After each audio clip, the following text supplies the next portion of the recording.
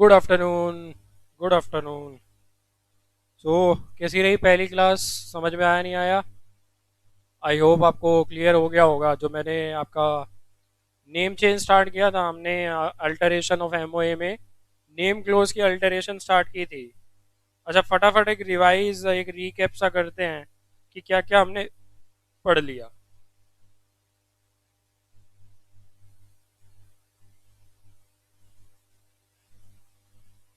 तो क्या क्या हमने पढ़ लिया? हमने देखो, सबसे पहले हमने क्या पढ़ा? छह क्लोज होते हैं मेमोरेंडम के। छह क्लोज कौन से? Name close, registered office close, object close, liability close, situation, capital close, subscription close. ये अल्टर हो सकता है 13(2), 13(3). ये अल्टर हो सकता है 13(4), 13(5), 13(7). ये अल्टरेशन होगा 13(8), 13(9). Liabilities clause, no alteration. Capital clause 61, subject to 64। ये भी कोई अल्टरेशन नहीं। इसके अलावा हमने क्या पढ़ा? 13(1) जनरल है, कोई भी अल्टरेशन करनी है एसआर, बट 61 वाले को छोड़ के, 61 वाले को छोड़ के वहां क्या आता है? ओआर। मैंने आपको पहले ही बता दिया। 13(2), 13(3) ये हमने पढ़ लिए नेम चेंज के। 13(4), 5, 6, 7। तो इसमें से 4, 5, 7 ये प्लस ये किससे चीज से रिलेटेड है? Registered office. ये क्या कह रहे हैं? एसआर जो पास आपने किया है उसे MGT 14 में फाइल करना पड़ेगा। उसे MGT 14 में फाइल करना पड़ेगा। 13(8), 13(9 ऑब्जेक्ट क्लोज के अल्टरेशन से रिलेटेड है। 13(10 किसकी बात कर रहा है? कि कोई अल्टरेशन का इफेक्ट नहीं होगा जब तक आप प्रोविजन को कंप्लाई नहीं करोगे। जब तक आप प्रोविजन की कंप्लाइंस नहीं करोगे, किसी भी अल्टरेशन का कोई इफेक्ट नहीं आने वाला है। 13(11) क्या कह रहा था? कि अगर एक गारंटी कंपनी है plus note having share capital है, और वो क्या करती है?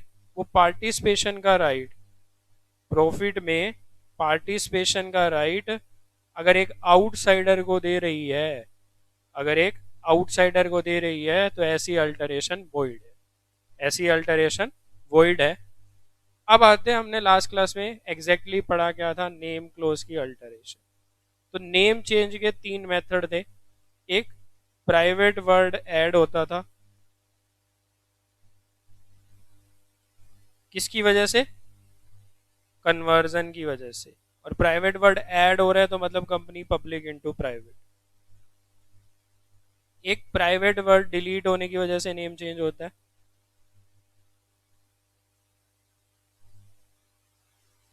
ये भी क्या था? कन्वर्जन, बट ये उल्टा था, प्राइवेट इनटू पब्लिक। थर्ड आपका alteration, change in name from ABC to XYZ। ये नेम चेंज हमें पढ़ना है। अब वो कह रहा था ये नेम चेंज अगर करना है तो CG की अप्रूवल चाहिए, ये नेम चेंज अगर करना है तो CG की अप्रूवल नहीं चाहिए। ये नेम चेंज करना है, CG की अप्रूवल चाहिए, ये चेंज करना है, नहीं अप्रूवल नहीं चाहिए। 13(2) सबसेक्शन 2 क्या कह रहा था? कोई भी नेम चेंज बिना SR के नहीं हो सकता, plus subject to approval of central government. Subject to approval of central government, और सेंट्रल गवर्नमेंट की अप्रूवल के बिना कुछ नहीं हो सकता। यही हमने पढ़ा था कि अल्टरेशन के लिए SR पास करना पड़ेगा, अल्टरेशन के लिए किसकी अप्रूवल चाहिए? सेंट्रल गवर्नमेंट की अप्रूवल चाहिए। ये हमने पढ़ा था। देखो 13(2) में कहाँ गया? 13(1) है ये, तो 13(2) ये रहा। Alteration by SR with the approval of the central government in writing. अब वो कह रहे हैं कि सेंट्रल गवर्नमेंट की अप्रूवल मिल जाएगी। सेंट्रल गवर्नमेंट की आपको अप्रूवल मिल गई, CG की अप्रूवल मिल गई, ROC नया सर्टिफिकेट ऑफ इनकॉर्पोरेशन इशू करेगा। और न्यू चेंज का कोई इफेक्ट नहीं होगा। नेम चेंज का इफेक्ट तभी आएगा जब न्यू सीआई आएगा, अदरवाइज नए नेम का कोई इफेक्ट नहीं है। ये हमने ये पढ़ा था। रूल क्या कह रहे थे कि अगर दो डिफॉल्ट हैं तो आपको आपको अलाउड नहीं है दो में से कोई भी डिफॉल्ट। फाइनेंशियल स्टेटमेंट फाइल नहीं की, एनुअल रिटर्न फाइल नहीं की, या पेमेंट या रीपेमेंट नहीं की, डिपॉजिट की, डिबेंचर की, या उन पे जो इंटरेस्ट है उसकी आपने पेमेंट नहीं की। प्रोवाइडेड दैट अगर पेमेंट कर दी तो फिर तो फाइल कर सकते हैं। एप्लीकेशन जो लगाओगे आईएनसी 24 में लगाओगे, नई सर्टिफिकेट ऑफ इनकॉर्पोरेशन आईएनसी 25 में आएगा। फिर हमने प्रोसीजर पढ़ा था, तो प्रोसीजर में हमने सबसे बोर्ड रेजोल्यूशन पास करो, बोर्ड मीटिंग बुलाओ, बोर्ड रेजोल्यूशन पास करो। बोर्ड रेजोल्यूशन पास करके अथॉरिटी दो किसको, सीएस या डायरेक्टर को, कि वो आगे प्रोसीड करे। वो आगे क्या करे, एप्लीकेशन फाइल करे। वो आगे प्रोसीड करे, एप्लीकेशन फाइल करे। बोर्ड मीटिंग कर ली, फिर क्या करो, रन फॉर्म फाइल करो आरओसी के पास, वेबसाइट एमसीए की वेबसाइट पे जाके 1,000 रुपए की फीस भरो और कुछ अटैचमेंट्स लगाओ। अटैचमेंट में सबसे कॉमन थी बीआर, ट्रेडमार्क बेस्ड है तो सर्टिफिकेट या एप्लीकेशन की कॉपी, एनओसी अगर दूसरे नाम पे बेस्ड है, गवर्नमेंट की डायरेक्शन है तो गवर्नमेंट की डायरेक्शन का ओवर। तो नेम जो अगर आपको मिल गया तो कितने दिन के लिए अवेलेबल होगा, 60 डेज के लिए अवेलेबल होगा। अब सेकंड स्टेप क्या करना है, फिर से बोर्ड मीटिंग, थर्ड स्टेप क्या करना है, फिर से बोर्ड मीटिंग बुलाओ, ईजीएम का नोटिस अप्रूव कराओ। फोर्थ, ईजीएम का नोटिस इश्यू करो। ईजीएम का नोटिस इशू कर दिया, ईजीएम होल्ड करो, एसआर पास करो, आरओसी को एमजीटी 14 फाइल करो। अटैचमेंट क्या थी, altered, MOA, altered, AOA, SR plus 102 explanatory statement. फिर एप्लीकेशन लगाओ किसके पास, सीजी के पास, आईएनसी 24 में। इसकी अटैचमेंट क्या थी, altered, MOA, AOA, minutes of EGM. इसके अप्रूव होते ही क्या करना है आपको, नेक्स्ट स्टेप, मिनट्स बन गई आपकी, सब कुछ अप्रूव हो गया, आरओसी इशू कर देगा आईएनसी 25। इन्फॉर्म कर दो अदर अथॉरिटीज को,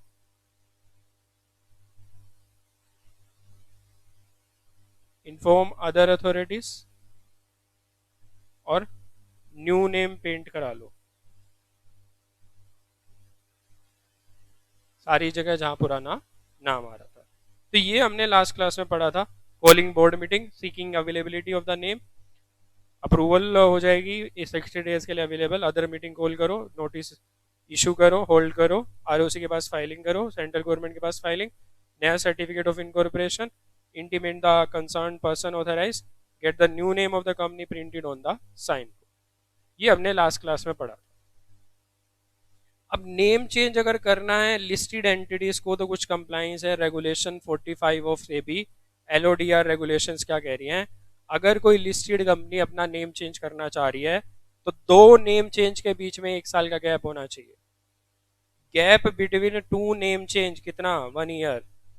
gap between two name change, दो नाम के बीच में, दो नेम चेंज के बीच में गैप कितना, 1 साल का। All listed company who decide to change their name shall be required to comply with the following condition। क्या conditions, a time period of at least 1 year should elapse from the last name change। 1 साल का gap होना चाहिए। at least 50% of the total revenue in preceding 1 year should have been accounted for by the new activity suggested by the new name। अब वो कह रहे हैं कि पिछले 1 साल की अगर हम रिवेन्यू देखें तो 50% का रिवेन्यू उस एक्टिविटी से आना चाहिए जिसकी वजह से हम नया नेम कर रहे हैं। New activity suggested by the new name. तो 50% का रिवेन्यू उस एक्टिविटी से आना चाहिए जिसके वजह से नेम चेंज हमें करना पड़ रहा है। तो एटलीस्ट, क्योंकि लिस्टेड कंपनी नेम चेंज बहुत रेयर करती है, से भी अलाउ नहीं करता है name change easily listed entities को, तो तभी हो सकता है जब एटलीस्ट 50% टोटल रिवेन्यू पिछले एक साल में, पिछले एक साल का रिवेन्यू देख लो, रिवेन्यू का 50% आधा रिवेन्यू किससे आना चाहिए, should have been accounted for by the new activity, should have been accounted for by the new activity, नई एक्टिविटी से suggested by the new name. The amount investment in new activity या project is at least 50% of the asset of the company. आपने जो amount invest किया है नई activity या नए प्रोजेक्ट में वो कितना होना चाहिए, कम से कम 50% of the asset of the company होना चाहिए। तो नया नाम में ले रहे हो तो नई एक्टिविटी भी तो कर रहे होगे, और नई एक्टिविटी में कितना 50% आपकी टोटल एसेट का आपको इन्वेस्ट करना पड़ेगा। To confirm the compliance, company को ऑडिटर का सर्टिफिकेट चाहिए, क्योंकि ये और ये चीज कंपनी कंफर्म नहीं कर सकती। ये कंपनी का ऑडिटर सीए कंफर्म कर सकता है कि क्या ऐसी चीज की पॉसिबिलिटी है, क्या ऐसी चीज हुई है। भाई गैप तो देखो कोई भी बता देगा, क्या एक साल का गैप है या नहीं, वो तो टाइम पीरियड काउंट करना है। क्या रिवेन्यू 50% नई एक्टिविटी से आया है या नहीं आया है, और क्या 50% आपने इन्वेस्ट किया है या नहीं किया है नई एक्टिविटी में, तो ये कौन बताएगा, ये सीए ही बता सकता है। नया नाम along with the old name shall be disclose to the website of the respective stock exchange और various companies listed for a continuous period of 1 year from the date of the last name change. SEBI कह रहा है कि नए name के साथ पुराना name भी शो करना है पिछले एक साल तक। पुराने नेम, नए नेम के साथ पुराना नेम भी आपको शो करना है 1 साल तक। कंपनीज एक्ट क्या कहता है, 2 साल तक। कंपनीज एक्ट कहता है 2 साल तक, सेबी की कंप्लायंसेस कहती हैं 1 साल। तो 1 साल तो करना ही करना है। लिस्टेड है तो, अनलिस्टेड है तो 2 साल तक रख लेगी, लिस्टेड है तो 1 साल तक। तो पहला क्या था, 1 साल का गैप होना चाहिए दो नाम के बीच में। 50% रिवेन्यू पिछले साल में नई एक्टिविटी से आना चाहिए suggested by the new name. Amount जो इन्वेस्टेड है न्यू एक्टिविटी में at least 50% of the asset of the company. और to confirm the compliance company have to submit auditor certificate to the stock exchange. The new name along with the old name disclose करने हैं are stock exchange की website पे, company की खुद की website पे, और a continue period of 1 year from the date of the last name change, from the date of the last name change. If any listed company has changed its activity which are not reflected in its name, it shall change its name in line with the activity within a period of 6 months from the change of activity in complying with the provision as prescribed in the companies। अब वो कह रहे हैं कि अगर एक listed company ने अपना नेम चेंज, सॉरी अपनी एक्टिविटीज चेंज की है, बट उसकी एक्टिविटी उसके नाम से पता नहीं चल रही। अब देखो पता क्या है, लिस्टेड एंटिटीज में ये चीज अभी भी है कि आपका नाम रिफ्लेक्ट करे आपकी एक्टिविटीज, आपका नाम रिफ्लेक्ट करे आपकी एक्टिविटीज। अगर ऐसा नहीं है तो नेम चेंज करना पड़ता है। फॉर एग्जांपल टाटा कंसल्टेंसी क्या शो कर रहा है, कंसल्टेंसी। टाटा मोटर्स क्या शो कर रहा है, मोटर्स का काम। टाटा स्टील क्या शो कर रहा है, स्टील का काम। टाटा कॉफी क्या शो कर रहा है, कॉफी का काम कर रहे हैं। टाटा कंज्यूमर, कंज्यूमर प्रोडक्ट्स का काम है। टाटा केमिकल्स, केमिकल से रिलेटेड काम है। तो देखो जो नाम है वो क्या कर रहा है, वो शो कर रहा है आपकी एक्टिविटीज। नाम जो है वो बता रहा है कि आप क्या एक्टिविटीज कर रहे हो, क्योंकि लिस्टेड एंटिटीज में ये जरूरी है कि आपका नाम शो करे आपकी एक्टिविटीज। और अगर ऐसा नहीं है तो आपको नेम चेंज करना पड़ेगा 6 months के अंदर अंदर, जहां पे आपने एक्टिविटीज चेंज की है इन compliance of provision of prescribed in the companies act. तो कंपनीज एक्ट के अकॉर्डिंग आपको नाम चेंज के लिए अप्लाई करना पड़ेगा, और नाम चेंज आपको करना पड़ेगा। ये कौन सी रेगुलेशन कह रही है, रेगुलेशन नंबर 45। तो अगर एक लिस्टेड कंपनी नेम चेंज कर रही है तो 1 साल का गैप, रिवेन्यू पिछले साल में 50% नई एक्टिविटी से, नई एक्टिविटी में टोटल आपका investment 50% of the assets of the company. To confirm the compliance auditor certificate, new name along with the old name 1 साल तक कंपनी की वेबसाइट पे, स्टॉक एक्सचेंज की वेबसाइट पे। और एक्टिविटी अगर चेंज करी है और नेम एक्टिविटी के अकॉर्डिंग नहीं है तो फिर नेम चेंज करना पड़ेगा 6 months के अंदर अंदर from the date of change of activities in compliance of provision of as prescribed in the companies act 2013। तो ये आपका लिस्टेड एंटिटी का कंप्लायंस है जो थोड़ा सा अलग है। तो लिस्टेड एंटिटी को कंपनीज एक्ट वाला कंप्लाइंस करना है, पहले कंपनीज एक्ट वाला भी कंप्लाइंस करना है, ये वाला भी कंप्लाइंस करना है। Effect of the change, name change का इफेक्ट क्या आएगा? अगर नेम चेंज हुआ है तो नेम चेंज का इफेक्ट क्या आने वाला है? अगर नेम चेंज हुआ है तो नेम चेंज का इफेक्ट क्या आने वाला है? The change of the name shall not affect any right and obligation of a company or render defective any legal proceeding by or against it. कह रहे नए नेम की वजह से जो कंपनी के राइट एंड ऑब्लिगेशन है उस पर कोई इफेक्ट नहीं आने वाला है। जो कंपनी के राइट्स पहले थे वो राइट्स अभी भी रहेंगे, जो कंपनी की लाइबिलिटीज पहले थी वो लाइबिलिटीज आज भी रहेंगी। नए चेंज से इन चीजों पे कोई इफेक्ट नहीं आने वाला है। कंपनी की जो पहले लाइबिलिटीज थी आज भी वही लाइबिलिटीज रहेंगी। कंपनी की जो पहले लीगल प्रोसीडिंग जो पहले कंपनी के अगेंस्ट में चल रही थी या कंपनी के बिहाफ पे चल रही थी वो वैसे ही चलेंगी, उनके ऊपर कोई इफेक्ट नहीं पड़ेगा। And any legal proceeding might have been continued or commenced by or against the company in its former name shall be continued by or against the company in its new name। और कोई legal proceeding जो company के पुराने नाम पे चल रही थी या पुराने नाम पे कमेंस की गई थी, चाहे कंपनी के द्वारा चाहे कंपनी के अगेंस्ट, अब वो जितनी भी हैं वो सारी किस नाम से हो जाएंगी? न्यू नेम से हो जाएंगी। तो जितनी भी लीगल प्रोसीडिंग चल रही थी कोर्ट में, ट्रिब्यूनल में या किसी भी और जगह पे, जितनी भी प्रोसीडिंग इनकम टैक्स है जहां पर भी है, आर्बिट्रेशन है, तो जितनी भी एक्टिविटीज पुराने नाम पे चल रही थी वो सारी प्रोसीडिंग्स किस नाम पे ट्रांसफर हो जाएंगी? नए नाम पे ट्रांसफर हो जाएंगी। एक चीज का ध्यान रखना है, नेम चेंज होने के बाद पुराने नेम पे नहीं हो सकती। नेम चेंज से पहले पुराने नाम की प्रोसीडिंग नए नाम पे जा सकती है, लेकिन नेम चेंज के बाद अगर पुराने नाम पे प्रोसीडिंग गई है तो वो एक्सेप्टेबल नहीं। Where a company change its name and new name has been registered by the registrar, commencing of legal proceeding in the former name is not valid। तो अगर नेम चेंज हो चुका है, इफेक्टिव भी हो गया, आरओसी ने रजिस्टर कर लिया है, सर्टिफिकेट भी इशू कर दिया है इस चीज के रिगार्डिंग, अब अगर आप पुराने नाम से क्या करना चाहो, केस फाइल करना चाहो तो अलाउड नहीं। आपको जो केस फाइल करना पड़ेगा, आप किस नाम से करना पड़ेगा? नए नाम से ही करना पड़ेगा, पुराने नाम से तो अलाउड नहीं है। तो एक बार नेम चेंज हुआ, पुराने नाम से आप कुछ भी डॉक्यूमेंट फाइल नहीं कर सकते bye or against the company. तो सारा कुछ किसके नाम कैसे होगा? नए नाम से होगा, न्यू नेम से होगा। In spite of name of change the entity of a company continues. अब कंपनी थोड़ा खत्म हो जाती है नेम चेंज से। नेम चेंज तो जस्ट एक अल्टरेशन है, कंपनी डिसॉल्व थोड़ा हुई है पुराने वाली, पुराना नाम हटा के नया नाम रख दिया, बस और क्या है। The company is not dissolve, ना कंपनी डिसॉल्व हुई ना ही कोई नई कंपनी एग्जिस्टेंस में आई है, बस पुराने का नाम चेंज किया है। मिस्टर ए से मिस्टर बी बना दिया उसको, बाकी और कुछ नहीं किया है। ना तो मिस्टर ए खत्म हुआ है ना कुछ हुआ है। If any legal proceeding is commence after the change in name against the company in the old name, the company shall be treated as if it is not in existence. तो पहले ही बता दिया कि अगर कोई नेम चेंज होने के बाद जितनी भी प्रोसीडिंग है वो नए नाम से करनी पड़ेगी। नेम चेंज होने के बाद पुराना नाम तो फाइंड आउट करना मुश्किल है ना। जो प्रोसीडिंग पुराने नाम पे पहले से चल रही थी वो तो नए नाम पे ट्रांसफर हो जाएंगी एक ही बार में। जब कंपनी क्या करेगी, नेम चेंज होते ही सबको बता देगी कि उसका नेम चेंज हो गया। It is not an incurable defect and plaint can be amended to substitute the new. वो कह रहे कि it is not an incurable defect, ये ऐसा डिफेक्ट नहीं है जिसे क्योर नहीं किया जा सकता, जिसे ठीक नहीं किया जा सकता। प्लेंट को अमेंड किया जा सकता है। प्लेंट पता है ना, प्लेंट का मतलब तो पता है, जब प्लेंटिव फाइल करता है क्या, प्लेंट कंप्लेंट प्लेंट याद होगा ना। तो कह रहे कि plaint can be amended to substitute the new name. अब अमेंडमेंट कर सकते हो, ऐसा नहीं है कि अमेंडमेंट पॉसिबल नहीं है। यस, आप अमेंडमेंट कर सकते हो, कोई प्रॉब्लम नहीं।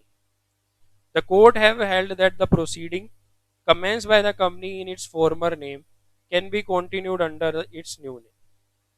कोर्ट हैव हेल्ड दैट, तो कोर्ट ने क्या डिसाइड किया, कोर्ट ने क्या माना?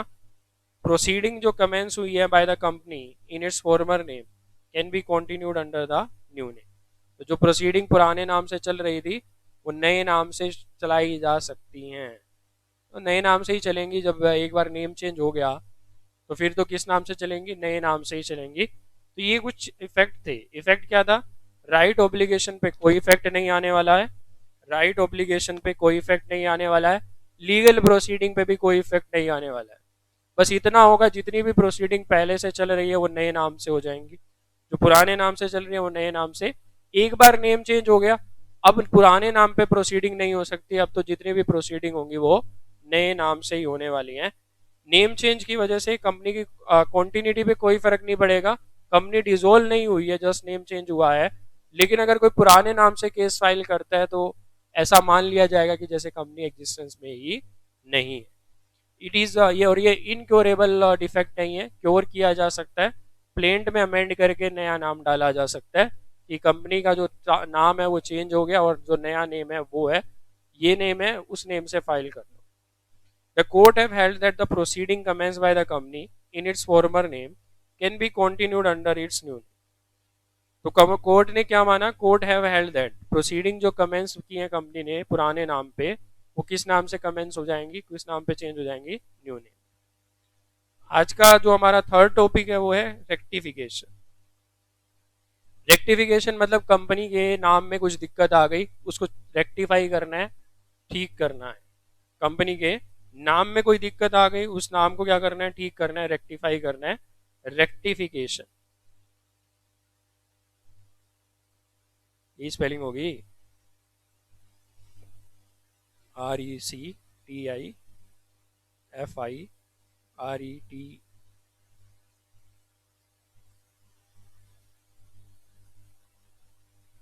REC, यही तो है, RECTIFICATIO,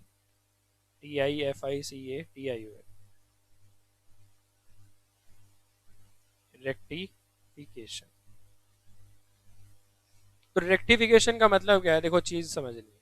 रेक्टिफाई नेम कब होता है, जब आपने, आपका जो नेम है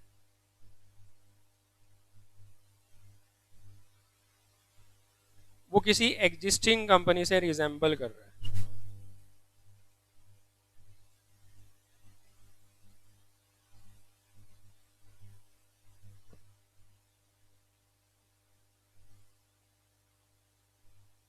ये हो सकता है इनकॉर्पोरेशन के टाइम का हो सकता है नेम चेंज हुआ हो।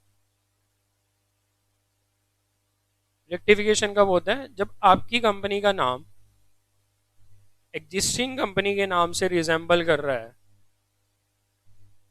तो और एग्जिस्टिंग कंपनी ने एप्लीकेशन लगाई है या सीजी ने सुओ मोटो एक्शन लिया है,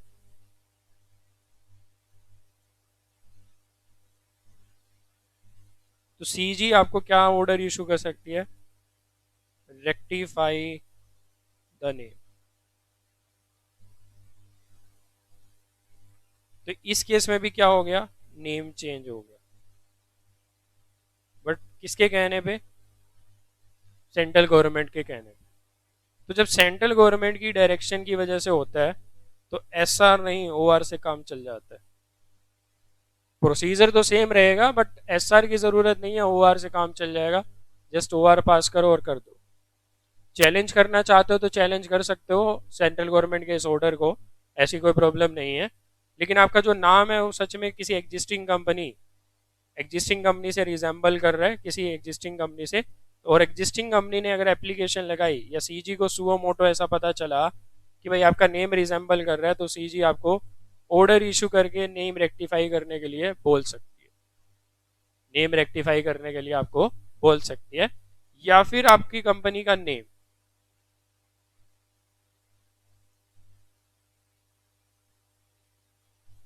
एग्जिस्टिंग ट्रेडमार्क से रिजेंबल कर रहा है, आपकी कंपनी का नेम किसी ट्रेडमार्क से रिजेंबल कर रहा है, किसी ट्रेडमार्क पे बेस्ड है, और ओनर कोई और है इस ट्रेडमार्क का, ओनर कोई और है इस ट्रेडमार्क का, तो ट्रेडमार्क ओनर की रिक्वेस्ट पे, और यहां भी अगर सीजी को सुओ मोटो खुद से पता चल गया तो सुओ मोटो एक्शन ले सकती है सीजी, आपको नाम क्या करने के लिए कहेगी, नाम रेक्टिफाई करने के लिए कहेगी।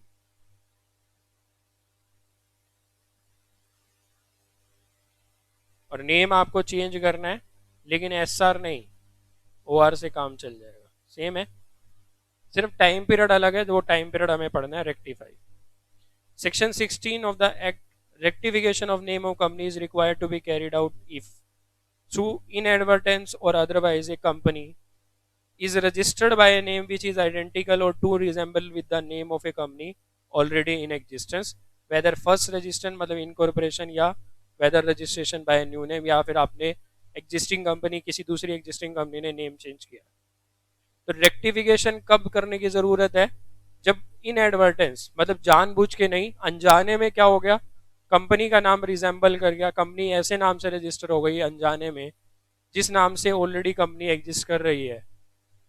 तो rectification of the name must also be carried out if the central government so direct at a point of time after registration of a company. तो आपको खुद पता चल गया तो कर लो, अच्छी बात है, अदरवाइज सेंट्रल गवर्नमेंट की डायरेक्शन तो आएंगी, सेंट्रल गवर्नमेंट आपको ऐसा करने के लिए बोल सकती है। Direction of central government complied with by the company within a period of 3 months from the date of issue after adopting an ordinary resolution for that purpose. तो गवर्नमेंट का कहना मान लो 3 महीने के अंदर अंदर ओआर पास करके नेम चेंज कर लो। Further where a company change its name and obtain a new name under section 16 subsection 1, it shall within a period of 15 days from the date of the such change give notice of the change to the registrar along with the order of central government who shall carry out the necessary changes in certificate of incorporation and the memorandum। तो वो कह रहे कि जहां company को name change करना पड़ रहा है, न्यू नेम लेना पड़ रहा है सेक्शन 16 सब सेक्शन 1 की वजह से, कंपनी क्या करेगी, नेम रिजर्वेशन के बाद 15 दिन के अंदर अंदर date of such change give notice of the change to ROC. क्योंकि सेंट्रल गवर्नमेंट की अप्रूवल क्यों लेनी है, सेंट्रल गवर्नमेंट ने तो इटसेल्फ अप्रूव किया ना, आप नेम चेंज कर लो। तो along with the order of central government who shell carry out the necessary changes in certificate of incorporation and memorandum. Any default in complying with the direction issued by the central government would render the company liable for the punishment with fine which may extend to 1000 rupees for every day during which the default continues, and its officer in default shall be liable for the fine which shall not be less than 5000 rupees but which may extend to 1 lakh rupees। तो अगर आपने default किया comply करने में direction तो would render the company liable for punishment with fine और which may extend to 2000 rupees for every day, sorry 1000 rupees for every डे during which the default continues, और officer in default 5000 rupees but which may extend to 1 lakh rupees। अब ये जो second चीज थी ना, second चीज यहाँ नहीं दी गई है, लेकिन जनरली रेक्टिफिकेशन में दोनों चीजें आती हैं, जब एग्जिस्टिंग कंपनी से नेम मिलता जुलता हो, जब ट्रेडमार्क से मिलता जुलता हो। तो अगर आपने इससे पहले वाले चैप्टर में ये चीज पढ़ लिया या कहीं और पढ़ लिया तो अच्छी बात है, अदरवाइज ये चीज भी आती है जहाँ एग्जिस्टिंग टीएम से रिजेंबल करता हो तो वहां भी सेंट्रल गवर्नमेंट ऑर्डर इशू करती है। तो आप दोनों लिख कर आ सकते हैं, कोई प्रॉब्लम नहीं है पेपर में, आप दोनों लिख कर आ सकते हैं, कोई दिक्कत नहीं है। तो under section 16 of the act rectification of the name of the company is required to be carried out through inadvertence or otherwise, जहाँ पे जाने अनजाने में कंपनी ऐसे नाम से रजिस्टर हो गई जो आइडेंटिकल है या टू नियरली रिजेंबल कर रहा है नेम ऑफ द कंपनीज जो ऑलरेडी इन एग्जिस्टेंस में है। रेक्टिफिकेशन कैसे कैरिड आउट करोगे, if the central government so direct at point of time after registration of company, और 3 महीने के अंदर अंदर ओआर पास करके कैरी आउट करना पड़ेगा। Further where a company change its name or obtain a new name under section 16, it shall within a period of 15 days from the date of change give notice of change to the registrar with the order of the central government. अगर default हुए comply करने में तो company और जो officer in default है उन दोनों के ऊपर क्या है, लायबिलिटीज रखी गई है। तो ये आपका नेम चेंज पूरा हो गया, और मैं तो सोच रहा हूँ कि आपको अगली क्लास में रजिस्टर्ड ऑफिस शिफ्टिंग कराऊं। तो अब नेम चेंज पे हमारी क्लासेस हो गई, अब मैं नया स्टार्ट करूंगा तो कोई फ़ायदा नहीं, क्योंकि उसे समझाने में मुझे टाइम लगेगा। तो नेम चेंज का आपका हो गया। नेक्स्ट क्लास से हम जो स्टार्ट करेंगे वो आरओ वाला करेंगे। मैंने साथ के साथ वैसे तो रिवाइज आपको करा दिया है। तो न्यू कंपनी अगर लिस्टेड कंपनी कर रही है तो 1 साल का गैप दोनों नेम चेंज के बीच में, एटलीस्ट 50% नई एक्टिविटी से आना चाहिए पिछले 1 साल में। नई एक्टिविटी में एटलीस्ट 50% ऑफ द एसेट आपको इन्वेस्ट करना है, और ऑडिटर का सर्टिफिकेट चाहिए, और नया नाम पुराने नाम के साथ 1 साल तक डिस्क्लोज करना है। इस केस में अगर लिस्टेड कंपनी ने एक्टिविटी चेंज की है और नए नाम से रिफ्लेक्ट नहीं हो रही है तो फिर नेम चेंज करो with in period of 6 months। Effect of name change, कोई राइट ऑब्लिगेशन प्रोसीडिंग पे कोई फर्क नहीं पड़ेगा, नए नाम से हो जाएंगी सारी की सारी प्रोसीडिंग। तो नेम चेंज के बाद नए नाम से ही करनी है, पुराने नाम से कर रहे हो तो फिर वैलिड नहीं है। ये ऐसा नहीं है कि एंटिटी खत्म हो गई या डिजोल्व हो गई, सिर्फ नेम चेंज हुआ है और कोई इफेक्ट नहीं है। अगर पुराने नाम से केस फाइल करोगे तो एप्लीकेशन को करेक्ट किया जा सकता है, अमेंड किया जा सकता है, ऐसी कोई बात नहीं है। कोर्ट में जितनी भी प्रोसीडिंग फॉर्मर नेम से चल रही होंगी वो नए नाम से चल जाएंगी। नेक्स्ट है रेक्टिफिकेशन ऑफ द नेम, हमने किया section 16।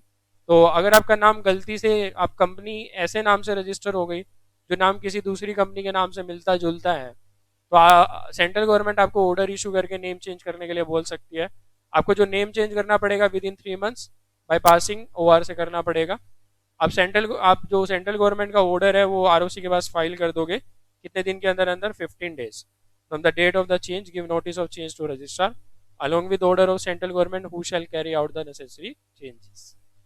After any default in complying with the direction issued by the central government would render the company liable for punishment और officer in default पे भी punishment. I hope, I think मेरे हिसाब से इतना ही बहुत है, क्योंकि अगली क्लास में फिर RO वाला फिर एक साथ ही करेंगे, रजिस्टर्ड ऑफिस की शिफ्टिंग स्टार्ट करेंगे और एक ही साथ करेंगे। आज के लिए इतना ही, बाय बाय, टेक।